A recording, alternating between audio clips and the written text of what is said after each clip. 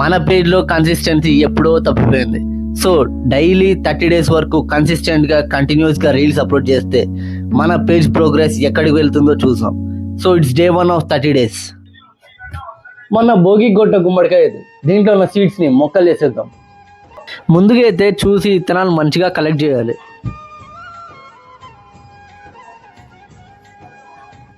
Collect చేసినారా, ఇప్పుడు మంచిగా నీళ్ళలో కడుక్కోవాలి.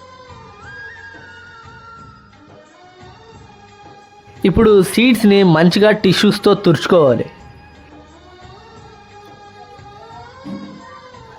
సో దీనికి మట్టి ఎలా కలుపుకుంటున్నా అంటే దీంట్లో వర్మీ కంపోస్టు, కొంచెం కోకోపీట్, కొంచెం ఇసుక వేసుకొని బాగా కలుపుకుంటున్నాను. చూడండి, ఇలా 3 centimeters డెప్త్లో విత్తనాలని పెట్టుకోవాలి.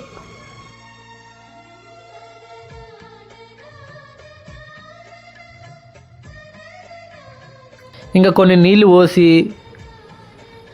అలా ఇండైరెక్ట్ లైట్లో పెట్టేసేయాలి.